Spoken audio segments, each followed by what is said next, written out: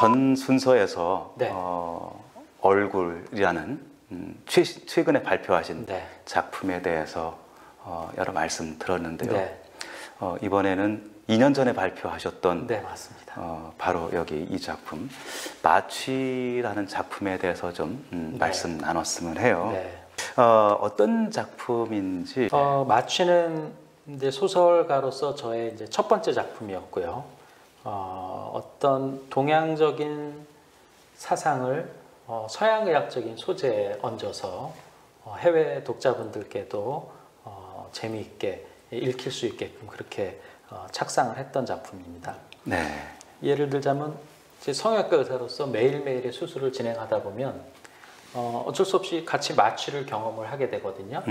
근데 이제 마취라는 것이 참 신기하고, 왜냐하면 환자가 완전히 마치 죽은 것처럼 그렇게 의식이 없이 잠들어 있다가 또 마취약을 끊고 회복을 시키게 되면 또 아무 일 없었다는 네. 듯이 이렇게 깨어난다는 것이 어떻게 보면 우리의 그 삶과 죽음에 대한 어떤 비유가 되지 않을까 하는 생각에서 집필을 시작했던 거죠.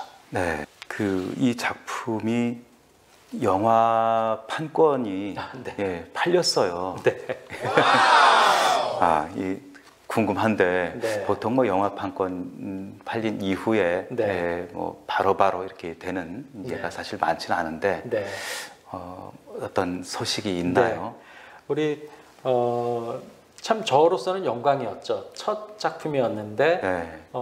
출간되고 한 달 정도 후에 네. 아마도 마취를 영화하겠다는 영화사 대표님의 연락을 받고 저로서는 굉장히 의외였고 또 기쁘기도 했었고요. 물론 영화라는 건 참 많은 정말 종합예술인가 봐요. 제가 네. 영화사 대표님께 전해 듣기로는 이 크랭크인 하기까지 정말 투자서부터 또 그렇죠. 배우 섭외, 또 배우가 아주 유명 배우 같은 경우는 스케줄이 어마어마하게 맞습니다. 밀려있답니다. 네. 그런 상황들에 의해서 여러 가지 진행을 노력 중이다 하고 얘기 들었는데 네. 최근에는 그래서 이 작품을 넷플릭스 쪽으로 풀어보면 어떨까 하는 시도를 그런 지금 하고 계시다고 의견을 나누고 계시군요. 네, 듣고 있습니다. 마취 이 작품 속에 네. 뭐 프로포폴 얘기도 많이 나오고요. 그러니까 네. 우리가 일상적으로 사실 잘은 몰라도 가끔씩 이렇게 들어요. 네. 언론을 통해서도 듣고 그게 뭔지 좀 대표님 혹시 수면 내시경 최근에 해보셨습니까? 연말에 해봤습니다. 연말에. 예, 네. 그때 어떤 약으로 혹시 수면 마취했는지 그런 것은 잘 안 가르쳐줘요. 예. 보통 일반적으로 제일 많이 쓰는 것이 미다졸람이라는 약하고 또 프로포폴이라는 약입니다. 네. 혹시 수면 마취 하고서 이렇게 자기의 이 속마음을 드러내는 그런 얘기를 부지불식간에 했다는 그 얘기 혹시 못 들으셨어요? 그런 얘기는 네. 이렇게 가끔 듣는데 네. 제가 했는지는 모르겠어요. 실제로 이제 마취를 하다 보면 환자분들이 자기 속마음을 자기도 모르게 얘기하거나 하는 경우들이 있습니다. 근데 다시 물어보면 자기는 전혀 기억 안 난다고 얘기하죠. 이제 그럴 때 우리 이제 평상시에 이렇게 대표님하고 저하고 대화 나누는 그런 수준의 의식이 아닌 저기 밑에 있는 심층 의식이 있다는 거를 힌트를 얻을 수 있는 거죠. 그 말을 통해서. 네, 그런 사례를 경우들을 통해서. 보게 되면 우리의 의식이라는 게 이렇게 그냥 일반적으로 생각하는 그런 게 아니고 예를 들면 심층 의식, 무의식이 있구나 하는 힌트를 얻게 되고 네. 네. 그래서 서양의학을 전공한 의학도죠. 과학자로서도 그동안에 이제 서양의학에서는 잘 다루지 못하던 이 의식에 대한 문제, 꿈과 수면에 대한 문제들, 네. 그런 거를 개인적으로 더 연구를 하고 탐구를 하게 됐고요. 네. 그러다 보니까 그런 어떤 우리가 매일 일상생활을 하고 다시 잠들고 다시 깨고 하는 그런 과정이 어떻게 보면 동양에서 얘기하는 윤회적인 상황, 네. 예를 들어서 일생을 마치고 그 다음에 의식이 체외로 만약에 이탈을 했다고 친다면 네. 평화롭게 또 완전히 휴식하고 있다가 또 새로운 삶을 살게 되는 것, 그런 것들이 어떻게 보면 비슷하게 비유적으로 설명되지 않을까 하는 생각을 하고 마취라는 작품을 썼던 거죠. 네. 큰 스토리라인은 그 악성 고혈증이라고 하는 마취를 하다 보면 아주 드문 부작용이지만 갑자기 전신마취 흡입제를 흡입한 환자가 체온이 40도씨 이상 올라갑니다. 근데 그런 그 악성 고혈증으로 환자를 잃어버린 이제 마취과 의사이자 대학교 교수인 A라는 주인공이 악성 고혈증으로 잃어버렸던 환자가 만약에 사망의 순간에 그 영혼까지도 영원히 없어져 버린 거라면 그 사람의 신체만 파괴한 것이 아니라 한 영혼을 완전히 파괴한 것이 아닌가 하는 죄책감에 빠지고요. 그래서 죽음의 순간에 우리가 어떤 의식을 겪는지를 알아내지 않고서는 자기의 그 죄책감에서 벗어날 수 없다는 생각을 하게 되는 거죠. 실제로 똑같은 그 질환을 앓았던 환자들을 이제 마취하게 될 적에 혹은 그 악성 고혈증에 대한 그 과거의 회상이 기억날 적마다 이 의사는 손이 떨리고 마취를 진행할 수 없을 정도로 경직이 되기도 하는 거죠. 그래서 역시 과학도였던 한 의사가 이 우리의 의식이 어떤 경과를 밟고 마취해서 깨는지 또 약물 중독의 상태에서는 우리의 어떤 의식 상태를 갖는지 그런 거를 미스테리적으로 찾게 되고요. 그러다가 이제 어마어마하게 큰 이 재난 상황을 맞게 됩니다. 즉 이제 탐욕적인 제약회사에서 하이퍼란이라는 전신 흡입 마취제를 생산하다가 이것이 이제 탱크에서 폭발하는 상황이 벌어집니다. 그래서 이제 1000만 명이 생활하는 그 수도인 도시에 일요일 새벽 어마어마하게 많은 양의 전신 흡입 마취제가 폭발에 의해서 공기 중에 이제 누적이 되는 거죠. 그러니까 그 많은 사람들이 그 점점점 반경이 넓어지면서 깨어나기 힘든 잠 속으로 빠져드는 상황인 거죠.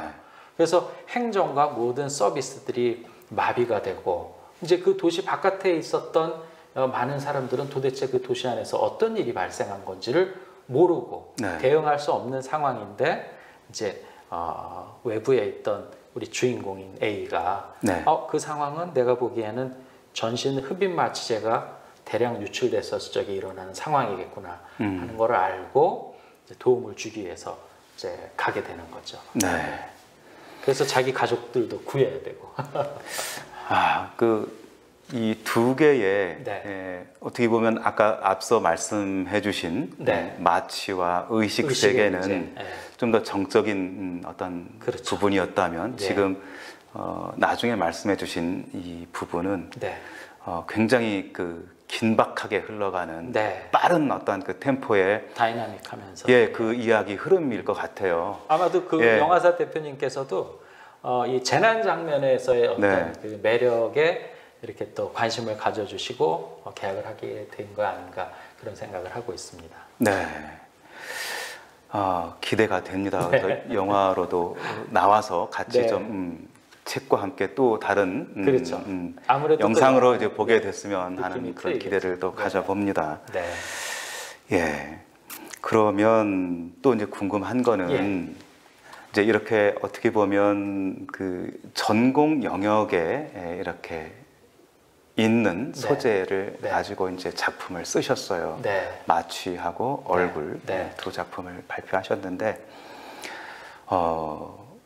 그 굉장히 이제 바쁘실 텐데 이런 작품을 언제 이렇게 작업을 하시는지도 궁금하고 또 이제 준비하신 혹은 준비해 놓으신 뭐 이렇게 탈거하신 작품도 있는지 이 자리에서 좀 살짝 좀 들려주시면 어떨까요?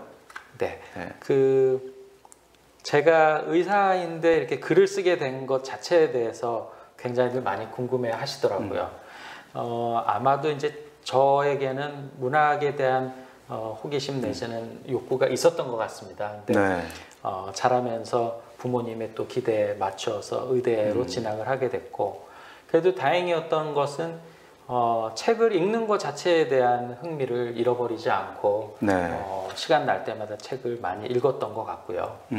그리고 집필을 하게 되는 그 시간은 보통 이제 일과가 끝나고 이제 네. 집에 가서 짬짬이 시간 날 때마다 쓰기도 하는데 네. 사실은 뭐 정해놓은 분량, 보통 제가 이제 작업을 한번 시작하게 되면 하루에 한 3페이지 정도는 쓰겠다는 목표는 갖고 있지만 사실 일하다 보면 너무 정서적으로도 힘들고 신체적으로도 힘들어서 네. 지키지 못하는 상황이 많이 생기고 그러다 네. 보면 주말에 아무도 없는 병원에 가서 한 4-5시간씩 집필을 하기도 합니다. 네. 네. 그래서 이렇게 통으로 된 시간을 확보하기 위해서 노력을 하는 편이고 지금도 작품을 쓰고 있는 것이 이제 있는데요. 그게 이제 저에게는 4번째 작품이 되는 거고요. 지금 나온 거는 이제 두 작품이에요. 그런데 4번째 작품이라고 말씀하시네요. 네. 한 작품 더 있는 것은 이제 앞으로 또 릴리즈가 되겠지만은 지금 쓰는 것은 신경외과 의사가 주인공인 그런 작품을 지금 쓰고 있습니다. 네. 그래서 같은 의사지만은 또 영역이 틀린 부분엔 또 저 나름대로 또 공부를 더 하기도 하고 고증에 맞춰서 그렇게 글을 쓰고 있는데 앞으로 한 8작품 정도는 의사가 주인공인 그리고 소재는 의료가 되는 네. 그런 작품들을 한 8작품 정도는 지금 기획하고 시놉시스는 작업을 해놨기 때문에 그래서 제 나름대로는 의학 문학으로서 세계적으로 우리가 이런 많은 콘텐츠들을 거래할 수 있고 네. 또 우리의 이 의료적인 특수한 그런 기술 상황들 이런 것을 해외 독자들이 공감할 수 있는 그런 기회가 생기면 어떨까 하고 감히 이제 K 메디컬 리터러처를 한번 수출을 해보면 어떨까? 멋있네요. 네, 우리 대표님께서 좀 해주셔야죠. 예, 열심히 기회가 되면 만들어 보겠습니다. 네. 네. 그러면은 3번째 작품이 이제 지금 탈고를 하셨다는 의미로 이해가 돼요. 그러면 이제 머지않아 발표가 되겠군요. 네. 처음 작품이 마취과 의사가 주인공이었고요. 네. 2번째 작품이 이제 얼굴이었는데 이제 성형외과 의사가 주인공인 작품이고 3번째 작품도 사실은 신경외과 소재로 신경외과 의사가 주인공인 내용이고 지금 4번째 작품도 이제 신경외과 의사가 주인공인데 3번째 작품은 약간 스릴러 형식이면서 첩보물에 해당하는 그런 내용입니다. 의사가 어떤 그런 007과 같은 그런 첩보 상황에 처해서 의사로서의 어떤 윤리와 그런 것을 지켜야 할지 아니면 또 그런 상황에 맞춰서 자기의 생존을 추구해야 할지 그런 갈등 상황 속에서 첩보물 매력적인 주제를 잡으신 것 같아요. 윤리, 그 다음에 생존, 거기 그 중간에 서서 어떤 길을 갈 것인가 선택을 해야 되나. 이것도 우리 인간이 늘 생존에 있는 한 늘 갈등하고 고민하는 그런 부분인 것 같아요. 그것도 간단하게 들었는데 사실 기대가 됩니다. 3번째 작품 언제 내실 계획인가요? 글을 쓰다 보면 사실 이제 욕심이 나다 보니까 예를 들면 계속 고치고 수정하고 이제 탈고를 거듭하게 되는데요. 그 작품도 지금 써놓은 지가 꽤 2년 정도 된 작품인데 그건 역시도 지금도 고치고 있습니다, 사실은. 그래서 추가적으로 정말 첩보물 영화로 만약에 이것이 이제 또 바뀐다면 이러한 지점을 이런 식으로 또 쓰는 것이 훨씬 더 박진감 있고 스릴 있겠다는 생각에 또 조금씩 또 손보고 있으니까 아마도 조금 더 시간이 지나면 정리가 되지 않을까. 빠르면 내년에도 볼 수 있겠네요. 기대를 해 보겠습니다. 사실 국내에서 그 의학을 소재로 한 소설 문학이 많지는 않은 것 같아요. 최근에 박상민 작가가 이제 네, 한 작품 네. 발표를 차가운 숨결인가요? 아마 이제 그런 맞습니다. 작품을 발표를 했는데 많지 않은 것 같죠? 네. 근데 해외에서는 사실 우리 주라기 공원을 원작을 쓰셨던 마이클 크라이튼이나 뭐 작가들 꽤 많습니다. 로빈 쿡도 있고요. 네, 로빈 쿡도 있고 그 멀리로는 셜록 홈즈를 썼던 코난 도일도 안과 전문의 선생님이었습니다. 네, 개원하셨던. 근데 영원한 정말 불멸의 캐릭터를 만들어내셨죠. 셜록 홈즈는 요새도 영화와 또 드라마가 되고 있으니까요. 메디칼이라는 장르는 정말 그 무궁무진한 이야기가 나올 수 있고 또 건강에 관련된 문제들이 있기 때문에 누구나 관심을 기울일 수 있는 그런 영원한 소재가 아닐까 그런 생각을 갖고 있습니다.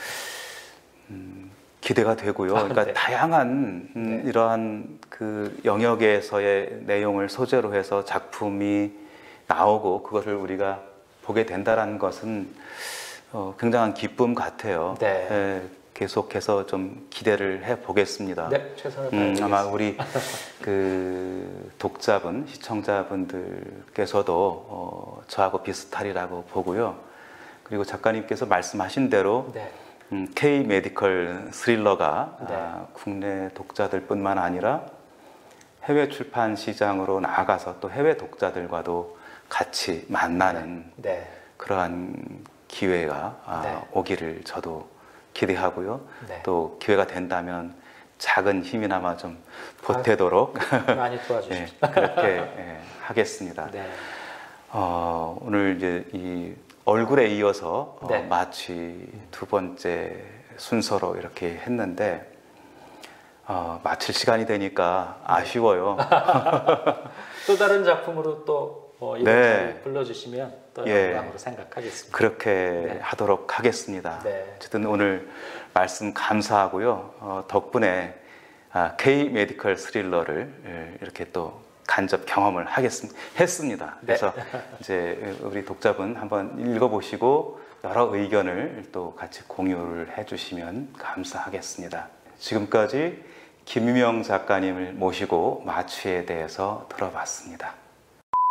작가님 오늘 나와주셔서 고맙습니다. 우리 독자들이 아주 좋아할 것 같아요. 앞으로 또 신간 나오면 그때 또 한번 모시겠습니다. 지금까지 소설 파는 남자 이구영이었습니다. 고맙습니다.